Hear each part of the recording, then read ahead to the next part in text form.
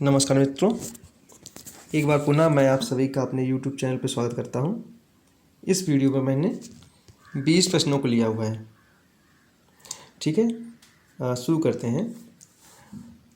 पहला है, discount on issue adventure should be shown in. ऋणपत्रों के निर्गमन पर जो कटौती होती है उसे कहाँ शो करते हैं?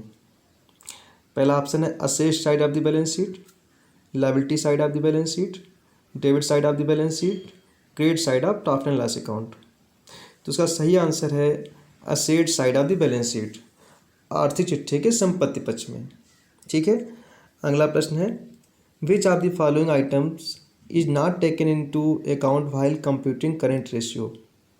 चालू अनुपात निकालते समय निम्न में से कौन सा अकाउंट है जो नहीं लिया जाता? तो ऑप्शन आप लोग देख रहे हैं, इसका ऑप्शन सी सही है, फर्नीचर। जैसे कि आप लोग जानते हैं कि चालू अनुपात का या करंट रेशियो का फार्मूला होता है current assets minus current assets upon current liability.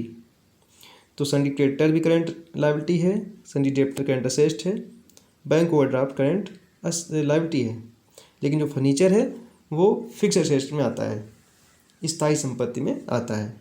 ठीक है, अगले प्रश्न पे आते हैं। In a business net assets on January 1 are ₹6,000 and on January 31st are ₹7,500. If the withdrawal by the owners during January are ₹1,000, the net income for January is। एक business में जनवरी 1 को जो नेट असेस्ट है वो 6,000 है और जनवरी 31 को net asset 7,500 है। अगर ऑनर ने जनवरी के दौरान 1,000 रुपये का आहरण किया है तो नेट इनकम क्या होगी?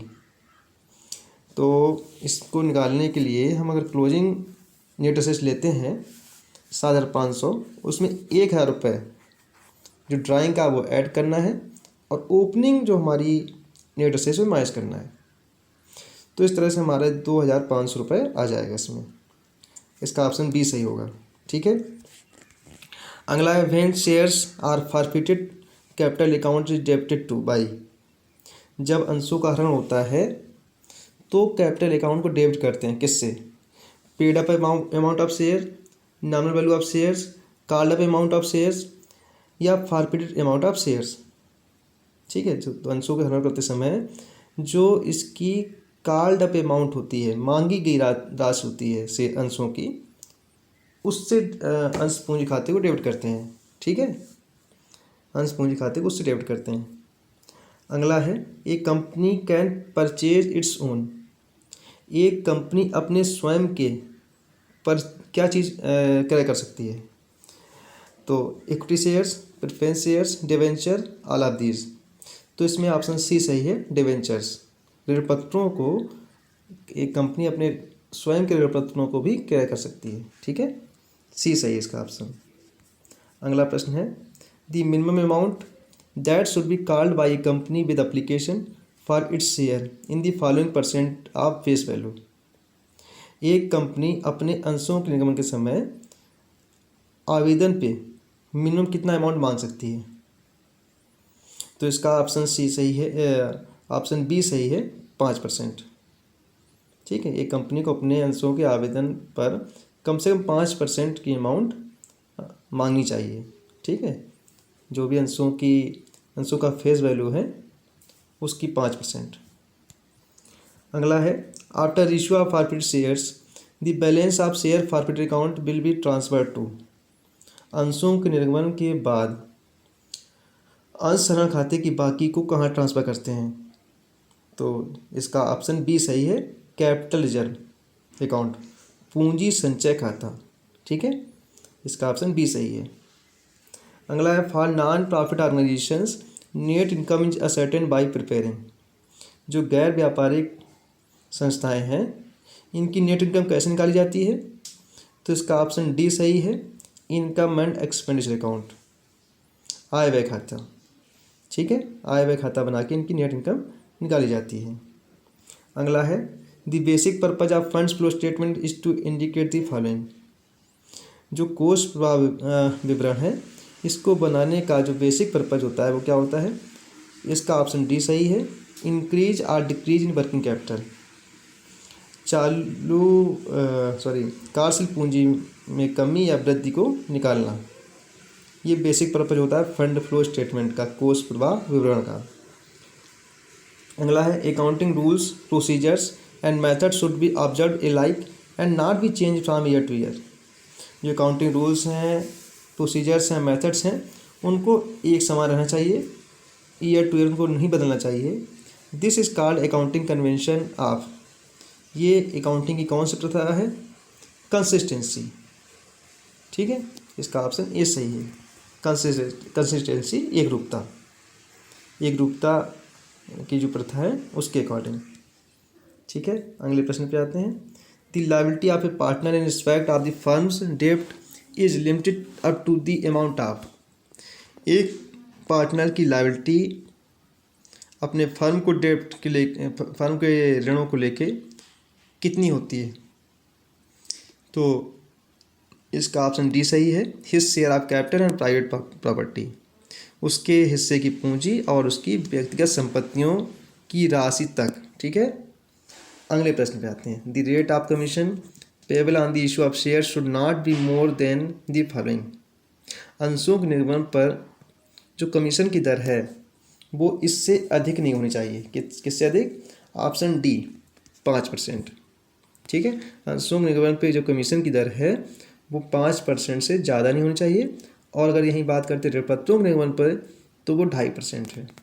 ऋणपत्रों के निर्गमन पर जो कमीशन की दर होती है वो 2.5% से ज़्यादा नहीं होनी चाहिए। ठीक है, अगले प्रश्न पे आते हैं। If vendors are issued debenture of ₹1 lakh in consideration of net assets of ₹1,20,000। अगर विक्रेताओं को 1,20,000 के बदले में 1,00,000 रुपये के ऋणपत्र इशू किए जाते हैं, तो जो 20,000 रुपये कम हम उनको दे रहे हैं वो 20,000 रुपये कहाँ ट्रांसफ़र होंगे? Goodwill account, capital reserve account, profit and loss account, general reserve account.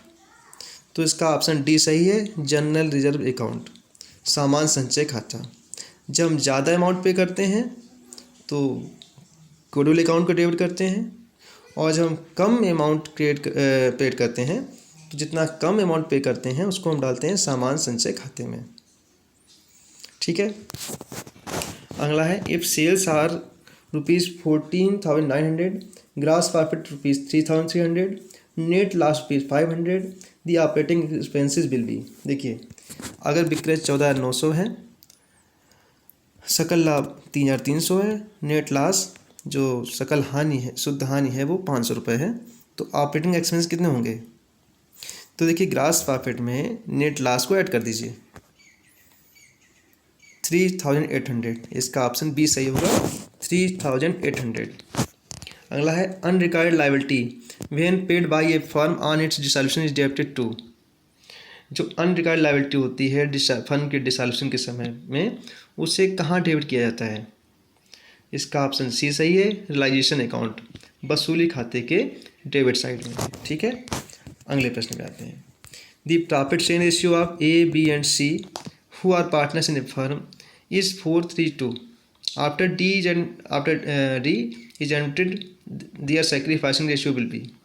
तो देखिए, यहाँ पे कुछ ऐसा मेंशन नहीं है कि डी जो नया पार्टनर है वो अपना शेयर किससे ले रहा है, कैसे ले रहा है, ऐसा कुछ नहीं दिया हुआ है।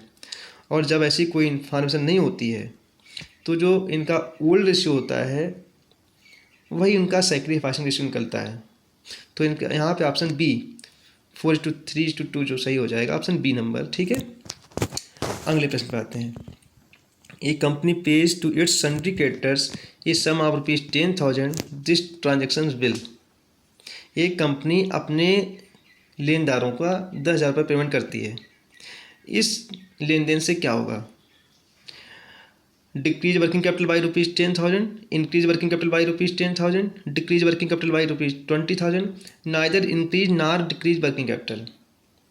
ना तो कार्यशील पूंजी बढ़ेगी ना ही घटेगी, इसमें ऑप्शन डी सही है। देखिए, क्रेडिटर भी करेंट वर्किंग कैपिटल फार्मूला क्या होता है? वर्किंग कैपिटल का फार्मूला होता है current asset minus current liability.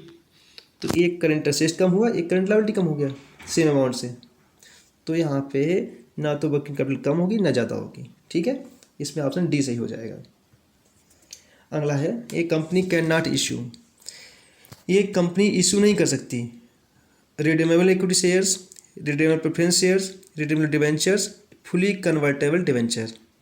तो ये कंपनी जो रिडीमेबल इक्विटी शेयर्स हैं, शोधनीय क्षमता अंश हैं, उनका इशू नहीं कर सकती। ठीक है, इसमें ऑप्शन ए सही होगा। आगे क्वेश्चन चलते हैं। Short working is equal to, जो न्यूनतम कार्य है वो किसके बराबर होता है? तो minimum rent minus royalty, royalty minus minimum rent, royalty minus amount paid to landlord, none of this. तो इसका ऑप्शन ए सही है, न्यूनतम किराया माइनस अधिकार शुल्क, मिनिमम रेंट माइनस रॉयल्टी। ये शार्ट वर्किंग का फार्मूला होता है। ठीक है, याद कर लीजिए, क्वेश्चन आया है टीजीटी में।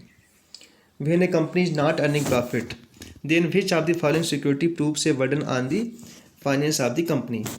जब एक कंपनी प्रॉफिट अर्न नहीं कर रही होती है तो इनमें से कौन सी सिक्योरिटी है जो कंपनी के वित्त पे बोझ सिद्ध होती है?